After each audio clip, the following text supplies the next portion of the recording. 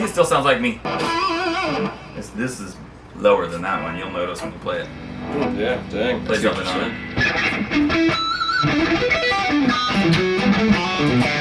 How do you get this kind of action set? Because I never did adjust that one. I mean, did you measure it, or you just kind of went how you felt it, or? I do have like a little like a metal thing that's kind of rectangular shape, and on each edge it's got these like little things with little measurements on it, and you just put it up on against the strings, and then you can see like how high the string goes. Like you put it right against the frets, and then depending on how high the string is, you know, like if you've got this rectangular piece, you know, if the string's right there, you can see which number it matches up with. Oh. So I just put it there and then check the height. And then if it's like too high, you know, just try to adjust the saddles. Like these are pretty low. You didn't adjust this at all? This is exactly how you got it? Pretty much, yeah. So yeah, they did a good job of setting it up before they sent it to you. Yeah, but you know, feeling this thing and how you set this up, I like the way this feels for sure. I think you definitely did way better on that than they did. Yeah, this is probably lower than what I prefer on my guitars. It's really easy. If you want to raise this up, all you have to do is just put the Allen wrench in there and turn it one way or the other. Just do both of them. Detune it a little bit so they're not, you know, not as tight. And then just put the little Allen wrench in there. And let's see, you're going to want the screws to go down in more. So you're going to turn it like clockwise. I would do like a half a turn on each one. So like if your Allen wrench is back here, you know, turn it so it's all the way up this way. Do like a half a turn on each one. Tune it up again. And then see how it feels, and it's like, oh, okay, that's pretty good. Or if you, it's still a little bit low, and then maybe do like a quarter turn or another half turn. So you're not turning it a lot, but yeah, I would just start with a half a turn on each one, tune it back up, and then go, oh, okay, that feels a little bit better. Because it's low. I like low action, but it's pretty low.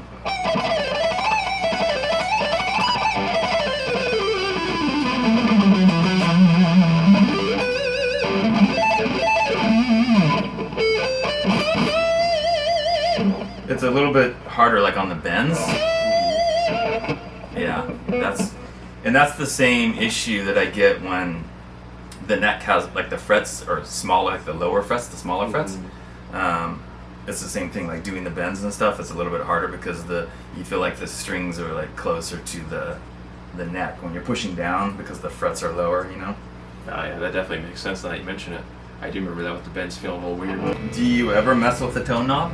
Not very much, no. Not really. I never change the tone knob. So, like if I'm gonna make one of my own guitars, I don't mess. I just one volume and a 3-way switch. That's all I need. Makes sense. Yeah, Yeah, it's pretty sick, man. I like the feel of that.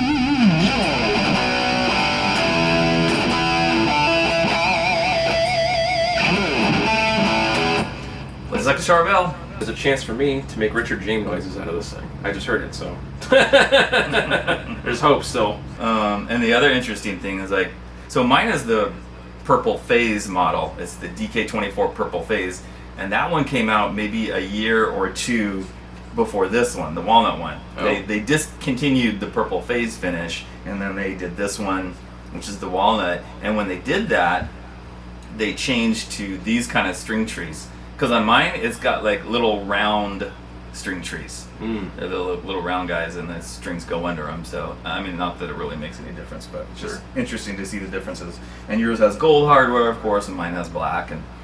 But essentially, you know, same thing. Same body shape, same construction. Oh, you know what, though? I think your neck joint is a little bit different. I think they improved that design. Really? I don't have mine here to show, but yours is a little more like this kind of like gradual slant. Mine's a little more like little chunkier maybe. You can see a little bit more squared on the shape, but it's still kind of like this. But yours is better. It's more smooth and stuff out of the way for your hand when you're playing. So good design.